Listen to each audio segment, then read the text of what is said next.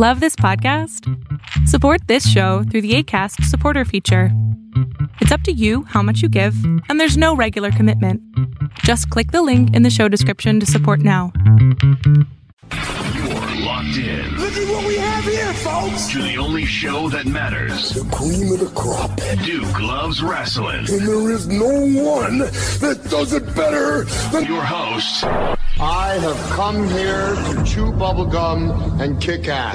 The Duke. And I'm all out of bubblegum.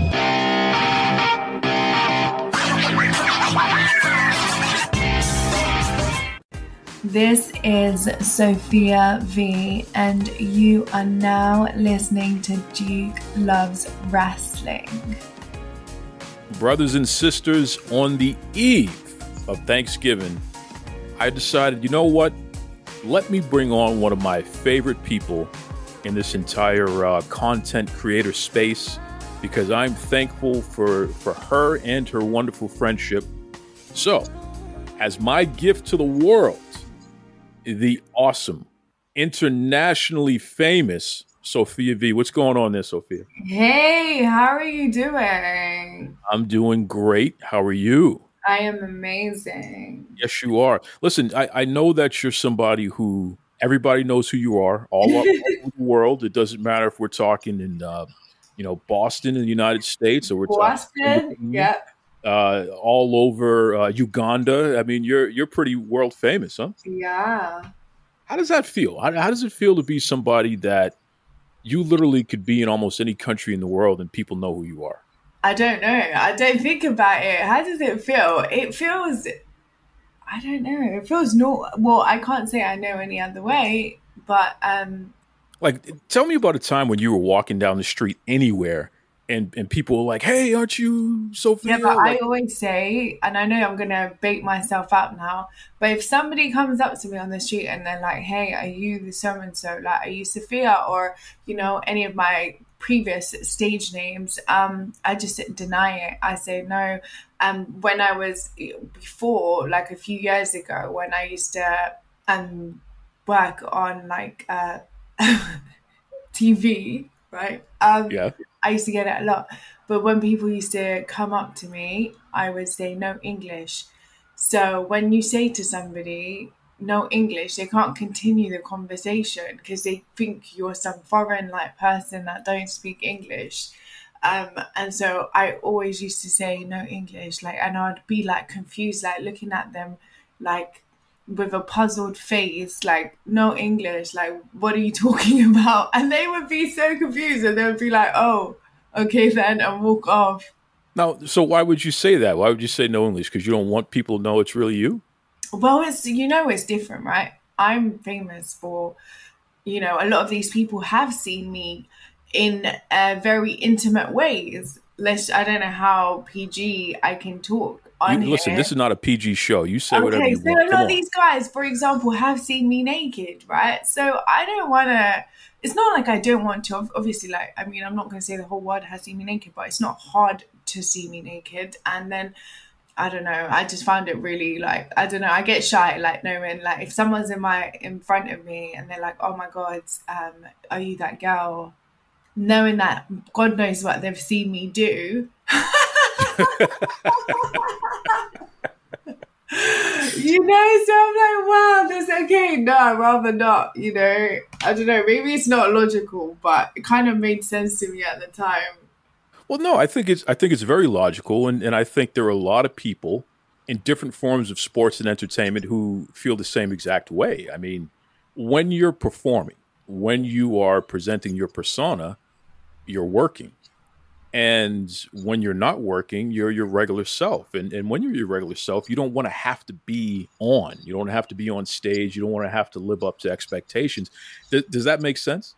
Yeah, definitely. And then obviously people think I'm this raging rabbit who's just ready to go all the time. And also another thing is a girl had got acid thrown in her face because some guy recognized her and she wasn't entertaining him. And so this happened years ago. And since that happened, it was kind of a thing where girls kind of knew you got to be careful out here, you know, because some of these guys are crazy. Yeah, no, it's true. They get obsessed, and again, they're fixated on a persona, not processing the fact that this is a real person behind that persona, and more importantly, whether it be the persona or the real person, you don't owe anybody anything. Yeah. So for any kind of observer, fan, whatever they want to call themselves, just because they may see you in real life, that doesn't mean you owe them anything. So it's interesting because, you know, we see it even in the WWE where Sonya Deville, she had that stalker who went so far as to literally, he was outside of her. He got into the house, but her security system went off and she was able to call the cops and they got the guy before anything could happen. But this dude had all kinds of weapons and stuff in his car, tape and all kinds of rope. Oh my God, that is crazy. It's crazy. It's crazy. And it all stemmed from this person just being obsessed with this wrestling character. Yeah. You know, and so, hey, I understand. I understand completely. I wonder, because again, you're an internationally known model. Like you said, you're an adult performer and people know who you are and have known you for years and what have you. Yeah. How do people react when they find out? I don't even want to say when you tell them, when they find out that you're a pro wrestler. Not only are you a pro wrestling fan, you're a big pro wrestling fan. I don't know. People think it's really strange, and I don't know why it's strange. You know what I mean? Like, people get so shocked. They're like, "Oh my God, do you like wrestling?" I'm like, "Yeah," and they're like, "Wow, I would never assume like you would like wrestling." I don't think that to watch wrestling, you like there is a type of uniform or like a type of look that you can tell this person is definitely a wrestling fan. You know, there's all kinds of wrestling fans and all over the world in every single country. WWE has a reputation and like, you know, an audience. So I don't know. I do get a lot of people shocked, so shocked, like they can't believe it. I don't know why though. Well, it's because you're this big glam. You look like somebody. Whether people know who you are or not, you look like you're somebody famous. So, in fact, you look like you should be on the TV screen, whether it be a wrestler or who have you. So the fact that you're a fan of that world and you know it so well, you can speak to the history and you have strong opinions about what you see today and what have you. Yeah, people are shocked. Have you ever noticed you don't really see a lot of people who look like you that are as big wrestling fans as you are? No, I don't. And I think maybe that's kind of like an advantage. Yeah, you stick out. That's a good point. Yeah. That's a very good point. You definitely stick out. Do you go to live wrestling shows when you get a chance? I mean, when's the last time you actually saw wrestling live? So the last event I actually saw was a New Japan event. Oh, okay. Wow. Yeah. Wow. How was that? It was cool. I got to see FTR and Will Ospreay and the Unite. What are they called? Aussie Empire. Aussie United. I don't know. The crew, the tag team. Yep. Aussie Empire. Yeah, they were pretty. Okada. Who else is there? Pretty much everybody in the roster was there. They were really cool. Like, it was really cool. Yeah. So that was the last thing. I want to go. I want to go to America now and watch that. I actually want to go so bad to OVW and just, you know, I really want to see. I know Hayley's kind of like departing from OVW now, but I want to go to OVW and I want to see Hayley. And just kind of like watching that show made me love that promotion. So I definitely want to go to like WWE, of course, but the next thing is like OVW. I definitely want to go and see OVW. Okay, so this is very interesting because not only am I a fan of OVW, I have, you know, we've had some of the OVW folks here on the show, starting all the way back to Al Snow, who's been a guest on the show, but certainly former women's champ Layla Gray, certified Luke Curtis, who he's held a couple titles there. And now we also have Tiffany Nieves, who's the current women's champ. So I find this interesting. So the Netflix docu-series that they have, Wrestlers, that made you an OVW fan? Absolutely. Absolutely. Definitely. I didn't want the show to end. I'm like, when's season 2 coming? Reach out to Al Snow. We've got to have a season 2. It's really good. And I think for like non-wrestling fans, it provides like an insight, into like the logistics and like just how the behind the scenes of a wrestling promotion. I know it's not on a like big scale like WWE, but it's so cool. I really love that show. You got to see a lot of the real people behind the show, and yeah, I guess for somebody like yourself who is in the entertainment industry, for lack of a better phrase, you can understand that there's actually a real person behind that persona. Definitely. Yeah. And they seem to show all of it. I was like, dude, this girl, like, she's so sick. And sick means good, by the way, for those who don't understand my lingo. I was just like, this girl's so sick. Like, I want her to be, in WWE. Like, I think she's sick. And she has, like, an X factor. She has something about her that definitely draws you into her, So I want to see her like on the level of Charlotte Flair or, any of the other ladies who are in WWE. And she's got time. She's still young. So hopefully they do sign her at some point. Wow. Well, listen, Hollyhood, Haley J, if you're listening, you got a fan in Sophia Vee. Okay, Sophia, who's internationally known in her own right, she has been impressed with what you've done, especially on the Wrestlers. That's pretty cool. That's pretty cool. What specifically, if you were to name one trait, what drew you into Hollyhood Haley J the most? I think it's her attitude. It must be, right? She's super sassy. She's got an attitude and she can stand up for herself. You know what I mean? Like, I don't know. She's just like really in your face. And some people don't like that, Some people might be like, oh, she's so in your face. I like that. So I like it. I like her. I want her to, excel. Do you see yourself in that character at all? Because you can be an in your face person. A little bit, yeah. Come on now. Maybe, I would say, yeah, partially, but definitely. She knows, like, okay, yeah, in the terms of, like, when the camera's watching, how to behave.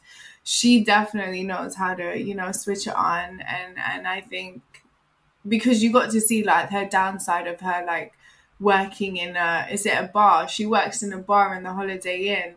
And that's not her wrestling character. And she's kind of mellow and she's not in your face there, And she's just like a normal girl or a normal lady. And then when she goes into the wrestling ring, she's super loud and like rowdy. So, you got to see how she is so good at creating this character. And she knows how to play up to the audience. And that is one of the most vital things a wrestler needs. If you want to be on TV, you need to be an entertainer. If you want to wrestle on TV, not wrestle like in the indies, and I love the indies, and that is wrestling. But if you want to go on TV, a lot of that is just entertainment. And she definitely has that. Well said. Who else? I mean, when you think about 2023, who are some of the wrestlers that you personally find yourself connected to, like you really enjoy what they've been doing this past year and you want to see them continue to excel? Zoey Starks is definitely somebody. I wouldn't say like I was really, impressed by her wrestling in NXT, but I don't know, for some reason, I think when she went up to the main roster, I think there was more, I don't know, I got to see more of her. Because NXT, like, there's so much going on. There's so many new people. There's like just a lot going on, and it's just hard to, focus on one person. And maybe in NXT she didn't really get the attention so much. She's a phenomenal wrestler, right? And so I think I'm really excited that she is, you know, killing it and doing so well on the main roster. That's one person. Who else? Let me think.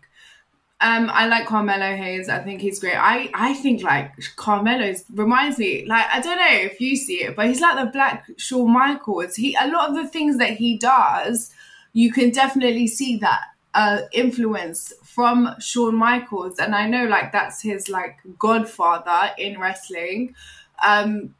So you can definitely see the influence. Like I can see it. I don't know. Can you see it? Oh, 100%. 100%. And shout out to Carmello Hayes. He's from Massachusetts, not too far from where I'm from. So nice. It's great to see him excel. And you're right. Shawn Michaels has personally spent a lot of time developing Carmello and getting him ready to be a superstar. So, yeah, there's a lot with the way that he carries himself and his instincts in the ring and what have you. You can definitely see that Shawn is rubbing off. So that's a big one there. And just to back up on Zoey Starks, she was injured for half the time she was in NXT. Yeah, I know. So that was part of the reason why you didn't see her as much. But you're absolutely right. She actually is a very good wrestler. She just needs the opportunity to show what she can do. And certainly at the last pay-per-view, she really did a great job. That's what I mean. Yeah, definitely. Yeah. I was very impressed. And I mean, I've followed her career since the beginning. Yeah. Because she's wrestled, you know, she's done some stuff with Thunder Rosa and Nice. Rosa Negra and those folks on the indies out here. So yeah. I know she can go. We Yeah. just hadn't seen much of it yet in WWE. But, you know, over the past couple of months, you're right. She's really shown that she belongs on that main roster. So that's another good call there. Yeah, definitely. And I think, I don't know, I feel like there has been a shift. I think, I don't know, is it like let's say like 2 years ago, the focus, it was very, I wouldn't say like sexualized, yeah, but it was very based on like really sexy girls, right? Who were good wrestlers. And like you might get a girl who is beautiful, but maybe maybe it's not her thing to be like super flirty and, you know, like just really enticing. That's not her character, but like she's a phenomenal wrestler.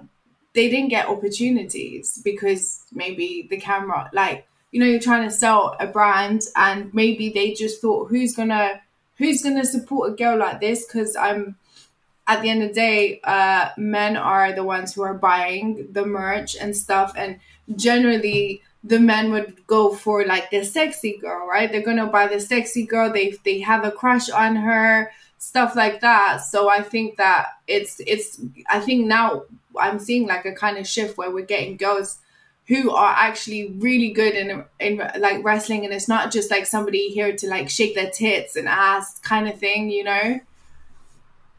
You're absolutely right. You're absolutely right. And I'll take it a step further. I think that they're starting to find the right balance of beauty and wrestling ability. I mean, you know, obviously Bianca Belair, she's as beautiful as anyone who's ever been in wrestling, right? Yeah. You look at Tiffany Stratton, who's in NXT absolutely. right now. She is completely gorgeous, but with Bianca and Tiffany in their own ways, these are excellent wrestlers. Definitely. You know? I think she's got a huge career in front of her, Tiffany. She is so good. She can actually do moonsaults without looking sketchy, you know? Yeah. Yeah, which we've seen a lot of people be sketchy trying to do those moonsaults, landing on their face and all that. Yeah, just dude. You know, a lot of these girls, they can't, and it's kind of, I won't say like it's embarrassing because look, credit for trying, yeah. But like sometimes when I see, like, it just looks really bad, and that is what gives women's wrestling. Like people just think, oh, I don't want to watch them because this is what they do, you know. It kind of gives women's wrestling a bad name because they don't take women's wrestling serious until they see somebody like Bianca or Zoey or Tiffany, somebody like that who can actually make something look good and actually perform well as well. Well, and it's funny. Each of those women that you just named were excellent athletes before wrestling. Yeah, exactly. That definitely helps. Yeah. I think so. I think that's why WWE started this scholarship, because I think they figure out, like, you know what, this is where you're gonna find the X factor. Because even in the past, like with the guys, a lot of them had come from NFL or like football from school, right? And like wrestling from school. They're like athletes, high school athletes. And I think that definitely helps them. It sure does. It sure does, because you not only do you have to be in great shape, but just the ability to be disciplined enough to work at something and improve. That alone separates, somebody who's a true athlete compared to someone who was just a fan growing up, and unfortunately a lot of the people who were just a fan growing up and maybe didn't excel in sports, they don't tend to do too well in wrestling, or at least they don't tend to stick around too long. Yeah, definitely. And it's unfortunate. I wonder about something, because obviously anybody listening, and Sophia is one of my great friends in the community. She's someone that we interact on a regular basis. She's always suggesting guests, which is just so cool. I've helped out with some guests on her shows before as well, but just a real great thought partner. And I appreciate you so much for that. But for anyone who doesn't know, obviously you can hear an accent there. So your accent is a British accent, right? Yeah, it's a London accent. London accent specifically. So I got to ask, because I don't really hear or see you on social media talking too much about the British wrestling scene. So what's that all about? Are you not interested, or is there just not enough going on in the part? There's not enough going on. I mean, like, okay, so we do have Will Ospreay. The one guy. But the thing is, like, honestly, like, I know so many people who don't know who Will Ospreay is. You know what I mean? Like, he's known, don't get me wrong, and he's still rising up the ranks, and he's a phenomenal athlete for sure. Like, that's no doubt. However, he's not. If I went to like South Africa, and I was in Cape Town, and I said to a random person, like, do you know who Will Ospreay is? They might not be like, yeah, but if you say, oh, do you know who Roman Reigns is? They're going to know who that is. Even my friend, she's from Kuwait. And she's got sons. And, like, they don't watch wrestling. They're young. They're, like, 8. But they know who Roman Reigns is. Like, that's how, like, like, everyone knows who he is. Like, even if you don't watch wrestling, people just know who he is. He's that guy. Yeah, it's true. It's true. And again, that shows the reach of WWE compared to anything else, right? Yeah, exactly. So because of that, even in your local area there, there's just not enough going on that you would even know where to start, huh? No, nothing. That's interesting. Now, in your circle of friends over there, I'm not talking the internet, I'm talking real life. Do you have wrestling fans in your circle of friends? No. People tell me that all the time, right? A lot of our friends who we talk to within the wrestling community online, and especially people who are professionals, they have real serious things going on in life. You run a whole business. Yeah. You know what I mean? You got a whole brand that you have to maintain, and you're very serious about the way that you do that, which I love. Yeah. There are so many people that have similar things going on, and they'll tell me flat out, hey man, I just like talking wrestling to you and other people because I don't have anybody, here that I can do that with. And I find that so fascinating, because it's like, wow, thank God for the internet, right? Absolutely. Twitter, I think X, whatever you want to call it, I think if you look on the timelines, I think majority of people are like myself, who go and chat about wrestling because they have no one in real life to text and say, oh my God, did you just see that? While they're watching SmackDown. And so they go on the, X, and it's in real time. So you can actually talk to people while the event is going on. And it's fun. I think it actually enhances the experience of watching wrestling. I actually love. So I deleted X at the moment just because I was reading the news 24 hours a day, about this stuff in Gaza. And so I had to delete because it was taking, like, I would just not work. And I was just like, I wanted to know what is going, like, this is really sad. But prior to that, I'm always on Twitter, like, when there is a SmackDown or Raw or NXT or a premium live event, I love going on there and I love chatting with those people I've never met in my life and, just chatting about wrestling. I love it. I love it. And that's the thing. To be able to find people who share the same passions that you share, I mean, that means a lot. That's the difference between feeling like you can be fulfilled on different levels and feeling like you're missing something. Yeah, definitely. I can remember growing up, being a wrestling fan, you almost had to fight because so many people would make fun of it. And, oh, it's fake. And what are you a wrestling fan for? What have you, that it literally was something that you either did not talk about or you had to stand firm. And I was a guy who always stood firm about it. Even as a young kid in kindergarten, I was always like, yes, I'm a wrestling fan. I love Ric Flair. I love Hulk Hogan. I don't care. And it's funny because even adults who have known me my whole life, if I haven't seen them for a while and I'll see them at, different holiday functions, they'll be like, do you still watch wrestling? Aren't you the kid who loves wrestling? And it's like, yep, that's still me. And everyone has a laugh about it because it's like, wow, that's really something that was a passion of yours. But it took time to find other kids who were into it and who were willing to talk about it. And it really wasn't until when we hit the Monday Night Wars, when it was WWF versus WCW, and we had Raw and Nitro, SmackDown and Thunder, and these TV shows were on, and wrestling became even more mainstream, then suddenly it became cool to be a wrestling fan. But in the early 80s, you really couldn't talk about it too much without getting laughed at. So to transform now to where we are today, where online we have entire communities to communicate about it, it's fascinating. It's fascinating to see the evolution. Looking forward to 2024, do you have any big predictions? What do you expect to see happen in 2024 in pro wrestling? So I hope that Carmello gets called up. I hope that Tiffany gets called up. Who else is on NXT that I want to see? Let me think.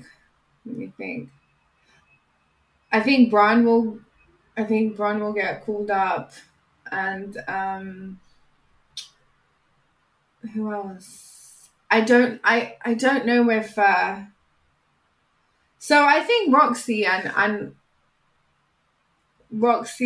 Cora are very cute, and I don't know what would happen to them, because when they're good wrestlers. And I think NXT, like, you can look young. It's cool there because it's kind of like the young people. This is where the youngers are. But like, when I don't know, like, for example, seeing a match with Roxy and someone like Charlotte Flair. Like, Charlotte Flair's like a grown woman, and Roxy, I know she's young. She's not that young, but she does have a baby face. I don't know. It just doesn't really. It doesn't make me want to watch it. No offense to Roxy, she's a great wrestler, but I don't know. Like, it's just who would they pair her with that would make logical sense, that would actually look good. That's a good point that I want to stay on for a second here, because Roxy actually is young. I think she's only about 21. She couldn't be more than 22, but I think she's only about 21 years old. Yeah. So you're saying that her youthful look, it makes it difficult for you to suspend disbelief because she looks too young to be in there with older looking folks, right? Yeah. Interesting. Exactly. I find that I felt the same way about LA Knight when he was in NXT. I never used to like LA Knight, by the way. I like him now, but it just didn't make sense. It was like he was wrestling these boys who were like 18, 19, and he's like some grown man, and it just didn't, it didn't make sense to me whatsoever. Like, I just couldn't get into LA Knight on NXT. I used to, and those days I was watching like NXT hard because I didn't really have to wake up in the morning. I was starting to work a bit later. So I was watching NXT religiously. And I just couldn't get into LA Knight as the character because I felt like he would wrestle guys that looked like, I don't know, it didn't work for me. But then when he went to the main roster, he's wrestling men who, it just works. Do you know what I mean? I know exactly what you mean, and it makes sense. I mean, some of these kids look like they could be his children. That's what I'm saying. I was like thinking, what the hell? and technically, they probably could be. I mean, he's not wrestling Roxy, but Roxanne, legitimately, I think she's young enough to be his kid. Yeah, she is. So that's interesting that you. I never really thought about that before, but as you say it makes perfect sense. And that was the issue with Dom Mysterio at first. Because he has such a baby face, they had to kind of man him up a little bit in order for him to be taken seriously, right? Absolutely, and it's worked. It's worked wonders. Yeah. The whole prison Dom stuff that really kind of turned the tide for him. Because pretending to be a tough guy who went to jail and now he's got tattoos and all this other stuff, you kind of see it. It's that young punk kid who turns into a punk man. Yeah. But we know those people in life. It makes sense. You know what I mean? There's logic behind it. That's funny. Now, what about AEW? We're talking a lot about WWE. What are your thoughts on AEW just in general? I'll be honest with you. I don't watch AEW, and I did watch the last pay-per-view I actually watched was the one in England. I personally, I don't like blood. Like, I really don't like blood. I don't like blood. Like, I don't want to see somebody dripping blood on another human being. That freaks me out. I think that's very unhygienic. It just doesn't work for me. I don't. So I like Jon Moxley. I really do. I love his character. I think he's like a badass. You know what I mean? He's got this like badass, I don't give a fuck about anything character. It's just, it works for him. But I don't want to watch him being like mutilated. That I don't find that entertaining. I'm like, oh my God, this is disgusting. You need to go to the hospital. What the fuck are you doing? So wait a second. Did you see Adam Page versus Swerve from this past weekend? Okay. I'm hearing everyone's saying you've got to watch it, but if you don't like blood, I mean, even David LaGreca was like, you've got to watch it. It's pretty good. I don't know, because the last one I watched, freaking Jon Moxley, you know, the kebab sticks, I don't know what you call them there. Yeah. He pinned them in his head and they were hanging there, and that's not enjoyable to me. That just freaks me out. Yeah. They call it skewers, the skewer spot. Yeah. Which is popular in deathmatch. That ain't cool, you know? And so, but I'm really good. I'm glad that Swerve is doing well, because I wouldn't say like I liked him in WWE. I'm not going to lie and say, yeah, like I used to, you know, I'm a Hit Row fan, and no, but it's good to see, you know what, he's gone over there and he's actually, you know, killing it in terms of he's doing so much better than he was at WWE. Yeah, and who knows? Maybe they will actually bring him back now, because he's getting like a household name, you know.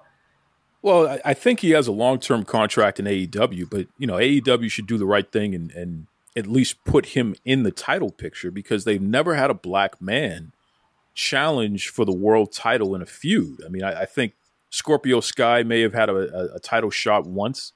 Yeah. But overall, they've never had a black man that they've pushed to the point where it's like, wow, that guy could beat the champion. That guy could be the champion. Yeah, they should definitely. Absolutely. And it's silly to me, because you have a guy like Tony Khan, where he's a person of color. He owns a NFL team. He owns a European soccer team. Yeah. I don't understand why he has built his pro wrestling company in such a way where it's very clear and it's very obvious that white men are who needs to be on top for him. And then everybody else is everybody else. And oh my God, if you're a woman, it's even worse, because you might get a match today and then we don't see you on TV wrestling again for another month or two. You know, it's just a very strange psychology that he has when it comes to what he chooses to focus on, and more importantly, what he's not focusing on, which would probably make him more money. So for a guy like Swerve, if he can make it at least into the main event, I'm not necessarily saying he has to be champion, but at least be a guy who can challenge the champion and have a real feud. That will probably help the company in a lot of ways, right?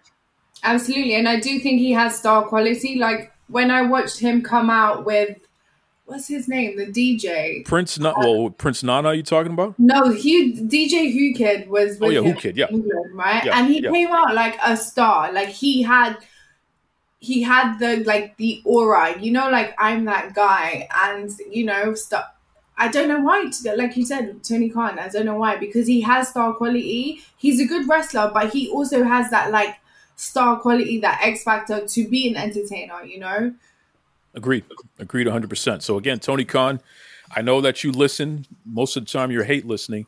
I'm going to keep saying it. You need to feature more women, and you need to feature more Black and brown men of color in the singles title picture. There's just no reason why it shouldn't happen. We live in a society today where diversity actually matters, equitable diversity, and people like us, we would actually pay more attention to your program if we knew that you were serious about equitable diversity. So it doesn't take a rocket scientist to figure that out. Anyway, so Sophia, I have Thanksgiving coming up. That's really fun. Yeah, it's really fun. It's a time to obviously give thanks for people in your life and what have you, and eat a lot of great food and what have you. So if I want to do something that my family won't expect, if I want to bring a dish that is not too hard to make or what have you here, give me something from Uganda. Give me something that's really African and what have you. Uganda. Let's end on this. Yeah, let's end on this. Huh? So Ugandans eat fried tilapia. I think you can get tilapia. I know that they not only can I get tilapia, I just had tilapia for dinner last night. So like Ugandans fry it with like a bit of, so the seasoning is garlic, ginger, like fresh garlic, ginger, and then a bit of turmeric. And that's it, I think. A little bit of garam masala. If you need to go to those Indian shops and get all your Indian seasonings and just fry the fish in hot oil, and that's and then they put it in. So basically, this is what they do. They get like fillets of the fish, and then they get garlic and ginger rub around the fish, and then in a separate bowl you'll get like plain white flour.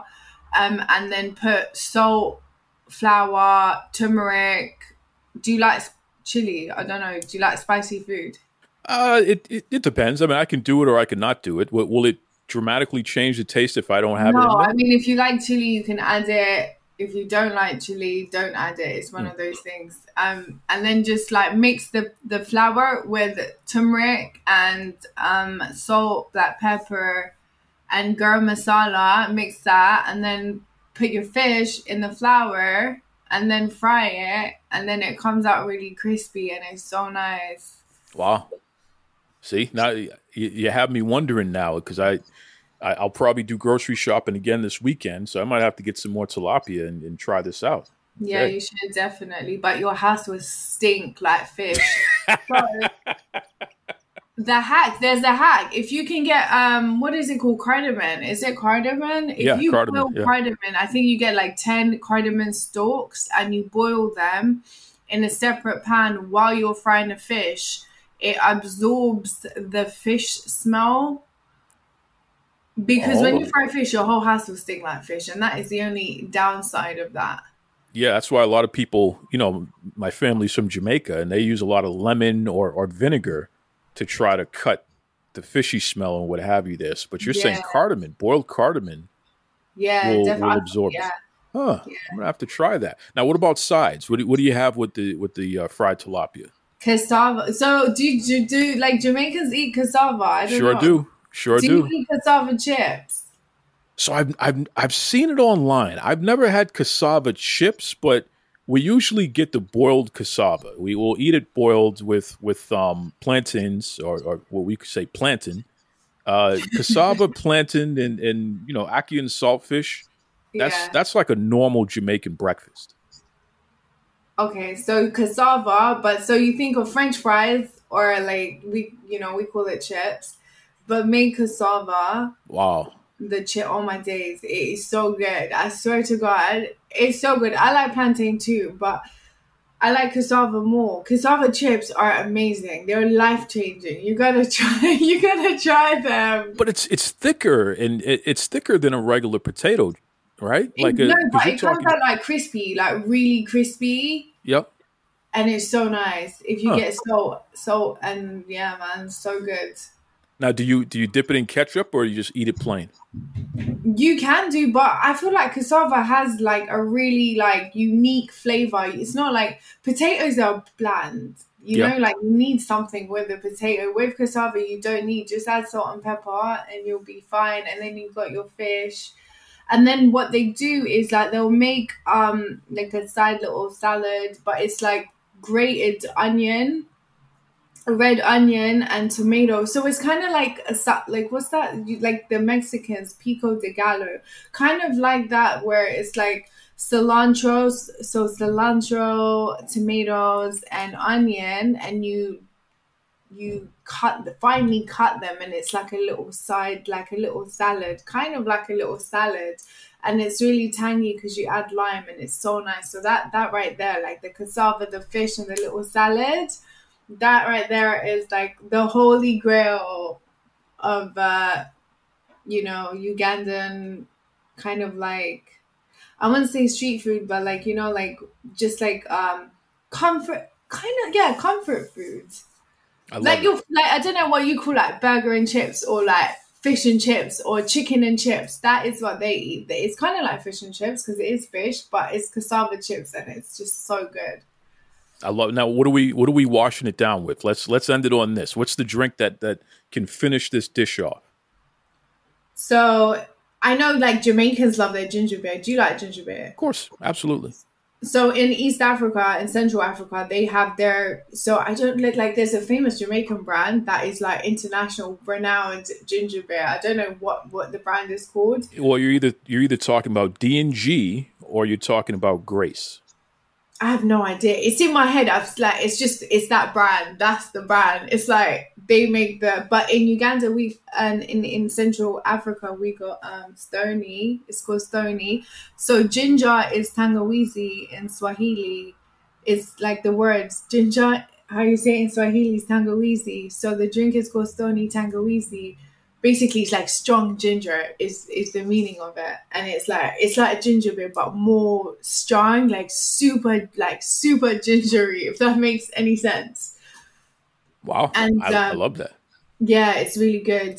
And so we drink it with like a ginger beer, or they've got Fanta, but like the lemon one. I don't know if you see the one. So the one in Africa, the Fanta, the lemon one, is sour. It's not sweet, but in the West, it's sweet. I don't understand that. Well, it's weird. What is sweet? The lemon? The Fanta lemon. I've never had a lemon Fanta. So we have orange, grape, strawberry. I've never seen a lemon Fanta before. Yeah, so in Africa they have lemon Fanta. Wow. I think even in India, and do you know what? Actually, Indians do this thing where they put salt in their lemonades, yeah, and it's actually really nice. It's called nimbu pani, so it's like lime water. That's an Indian thing, but that could work really well. They put salt in their like lemonade, and it's like so nice. Try it. I don't know how they do it because I always had it like in a restaurant or like when I used to live in India. But the salt in the lemonade is so nice. It makes it like tangy. Okay, so here we go again because I made a fresh batch of lemonade last night, and this morning I took some tangerine and I cut them and juiced them, but then I took everything, including the rind, and I put it in the pot and boiled it down with a little bit of water and sugar, and then I blended all of that and then strained it. And I took that mixture and I added it to my lemonade. So I have like a lemon tangerine drink, which is just fantastic. Wow. But you're saying put some salt in it. So if I pour a glass of lemonade, so what are we nice. talking? Are we talking like a little shake? How much salt? That is up to you, like how much you can, how much you want. Oh, I'm gonna try so this. I would say maybe like quarter teaspoon. Maybe that's too much. Just below that. Okay. All right. Now listen, Sophia, if this doesn't taste good, I am going to have you canceled. Okay. No, I'm gonna but without the tangerine, see, with the tangerine, I think that might cause a bit of difficulty because I can't say I've tried it with tangerine. Oh, technicality. You know what I mean? So it has to be like lemonade, straight, pure lemonade with nothing else in it. You see how smart she is, folks? She made sure she wasn't going to take any kind of negativity from the tangerine. So she saved herself. I'm going to have to finish this batch first before I make the Sophia Vee lemonade here. Yeah, no, it's so good. Trust me, it's really good. All right, I'm gonna try it, and then I'm gonna post it online, a review. So you're gonna have to send me the name of this drink from the Indian name, so I can make sure I have it. Nimbu Pani. So Nimbu means lemon, lime in Hindi, and then Pani means water. Wow, see that? She knows everything about Africa. She knows everything about England. She knows everything about India. I mean, goodness gracious. Okay, and you said you're going to be taking over the United States soon too, right? Yeah. All right. Internationally known Sophia Vee. If anyone wants to keep up with you and definitely check out what you have going on, they want to follow you, what's the best way they can do that? So I'm on TikTok, I'm on Instagram, I'm on X, formerly known as Twitter, and the handle is Vocal Mind Sophia on every single platform. So my name is spelt with a PH, Sophia with a PH. So Vocal Minds Sophia with a PH is where you can find me. And yes, guys, when you see it, if you haven't seen Sophia before, yes, that's her, this beautiful model lady who just gave you all the different recipes for fried tilapia and lemonade with salt. And by the way, she's this hot model lady too. So yes, she's all of these things. That's definitely her. It's not a bot. It's a real person. Do people think you're a bot at first? No, but because I do lives, don't I? So yeah, you do lives. Good point. To me. Yeah. Good point. Yep. She's always interacting with her fans. So yeah, good point. If you ever want to talk about wrestling, whoever's listening, I love talking about wrestling. So you can always tweet me. I feel like Twitter's the place where we kind of, it's like the community, like everyone talks about wrestling. So you can tweet me, ask me anything about wrestling. I always love talking about wrestling. Well, Sophia, we're going to have to find something as a backup other than Twitter, because if everyone's leaving Twitter, where are we going to catch you talking about wrestling now? Is it going to be? I don't think. Do you think everyone's leaving Twitter? I think so. Because the brands are leaving, I think the people are going to be following. I don't know. I think they might come back though. The reason, okay, that's all. It's a different discussion. But Media Matters are being sued, right? So let's see how that plays out, and if they do end up being held accountable, then I'm sure the brands will come back, because for Apple and is it IBM, they left because apparently their ads were being run next to anti-Semitic content by Media Matters, but I don't know if there's any evidence of that. So Elon's definitely taken them to court. And so let's see how that plays out. Right now there is so much crazy things going on in the world, unfortunately. But hopefully Twitter. No, I mean that's where we kind of hang out and talk about wrestling. I think if you make people move, it's just people are gonna get I can't be bothered anymore kind of thing, because there is a wrestling scene on Reddit, and it's not really it's not fun. It's not fun at all. No, it's very exclusive as opposed to being inclusive. Yeah, they're not Yeah. fun. They're not. There's no vibes there, man. It's No. dead. No, and that's the thing. I mean, Wrestling fans are dead. yeah. It's almost it's borderline incel sort of stuff there. They're It's not hostile. really- You know what I mean? There's no fun, and it's not in real time because they don't allow you to post it because of spoilers. For some reason, they don't let you post it in real time on Reddit because they don't want like the people who haven't watched it to know what happened, which makes no sense. But anyways, so they close the threads if like SmackDown is on or Raw or something. They'll close it so you can't even post. That's crazy. Now, what I about know. Facebook? Have you given up on Facebook? So I wasn't like Facebook is fun, but I think X is where it's at, man. Regarding wrestling conversations, you know, I haven't found another place that does it better. Fair. See, Elon, you just got a shout out there from Sophia.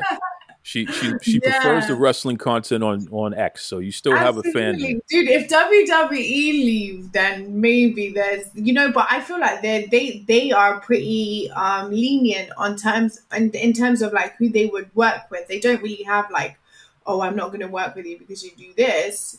You know, just they're not like that, right? I mean, we can see that they have great ties with, you know, some countries that some people may deem what's the right word? I don't know the same what you would think of America. Exactly, right? When you're outside of America, the way that everyone talks about us, you know, Exactly. there are a lot of Americans talking about other countries that way. And I'm going to just say this, and I could say this with you because you're somebody who is world traveled and educated, so you understand. I think it's all silly. You know, the Kingdom of Saudi Arabia, for example, they're far from perfect, and they got a lot of things wrong over there, a lot of things I don't agree with. But I'm going to tell you this.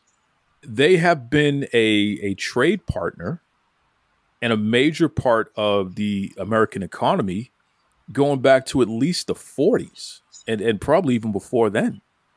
So how the hell am I going to say the WWE shouldn't be doing business with Saudi Arabia when my own government does business with Saudi Arabia? You know, it's hypocrisy. Yeah, absolutely. I mean, if you want to hold Saudi accountable for particular reasons, then look at your own government and see if they have ever done anything borderline even similar or probably way even worse than what Saudi Arabia doing. And then, come on, we can see Saudi changing in terms of like, I wouldn't say it's becoming westernized, and I hope it doesn't become westernized because like in Africa as well, like, you know, I'm from Africa. If you go to Africa right now, pretty much apart from like, especially in East Africa, there's only one tribe left, which is the Maasai tribe, right? Who still wear the traditional attire. Like my tribe, they stopped wearing it. You know, you can't, they're like, the culture is going. They all want to wear trousers and jeans and t-shirts, and that I don't like because it's like, I want you to stay, just be proud of who you are. You don't need to wear a t-shirt. You don't need to wear, I mean, I'm not saying be naked, but wear the traditional clothes. Like I love indigenous people. You know, my ancestors and not even my ancestors, like my mom and that are indigenous. So, I don't want everyone to be westernized. And so like, I hope that Saudi Arabia doesn't become westernized in terms of like culture, but you can see women's rights. They're doing concerts there, you know, pretty much all the UFC and, you know, events are UFC is probably going to end up moving to Saudi full time eventually. They're changing. Yeah, it's true. And again, it's not as if our government, and I'm talking about my government, the United States, we're not in a position to throw stones. Never. We just found out that there's a whole domestic spying program that has continued to go on. So we thought that stuff had ended under Bush 2, but no, Obama expanded upon it, where a particular phone company, AT&T, have been releasing private phone information, phone calls and who's calling who and all that good stuff. They're releasing that to law enforcement, even for people who are not suspected of a crime.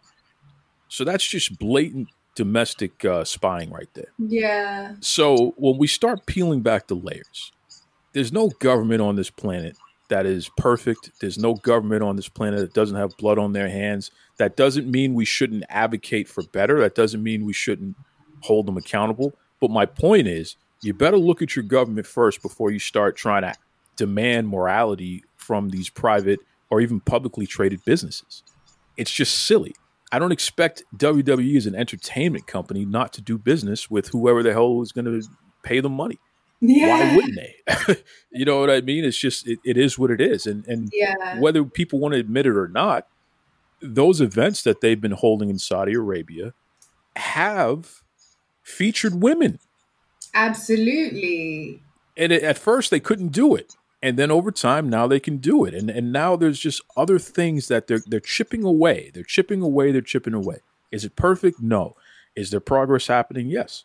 So it is what it is, you know. But Sophia, seriously, on the eve of Thanksgiving, I'm thankful for our friendship. I appreciate you. You're always somebody that is always helpful to me in this show and my other show, Tell Us the Truth. And, you know, it's always cool to talk to you about wrestling and just life. You know, you're a humanitarian on top of everything else as well. So just you're a breath of fresh air. And, you know, I appreciate our friendship. And I can't wait to see what kind of collaborations we'll have in 2024. Yeah, definitely. I'm going to set up an NGO soon to provide. I want to do, so there's so many things I want to do, but like I want to do water just because my cousin is already doing it. So it's kind of like I don't need to like start from scratch. So some of my relatives who live in Tanzania, like my cousin, he's setting up water wells for people in rural communities in Tanzania. So something that I really want to, do and kind of liberate the motherlands. And then, there's just so much. There's so much that we can do. So why not? Don't change. Continue to be all the things. That's what you are. You're a little bit of everything, and that's what makes you special. So thank you very much. My window is not even open, but I've got a thin window, so the noise just is crazy living in the city. But yeah, thank you so much for having me. It's been a pleasure. Hey, this is Ken Shamrock, the world's most dangerous man, and you're listening to Duke Loves Rasslin. Definitely head over to our friends over at liquidiv.com. Use the promo code Duke Loves Rasslin. That's all together, no spaces. Duke Loves Rasslin. You're going to save 20% off of your entire order with Liquid IV. It is something that I absolutely enjoy. I am a hydration stick lover. Okay, it is something that I've incorporated into my everyday routine these days. Hydration sticks are very important. You open it up, you put it in your bottle of water, shake that sucker up. You're getting all of your B vitamins. You're getting hydration on another level beyond just a regular bottle of water, and certainly we need it. This time of year with everything going on, you're going to be going to different places for the holidays. You're going to be running around shopping, especially Black Friday, whatever you have going on, okay? You want to make sure that you stay hydrated. And one of the best ways to do so is with Liquid IV. And yes, you can go into the stores and purchase it. So, get it however way you want to get it. But if you want to save some money, use Duke Loves Rasslin at liquidiv.com. That way, 20% off, you can get even more. Okay, that's your entire order on liquidiv.com. So what are you waiting for? Shop better hydration today. That's right.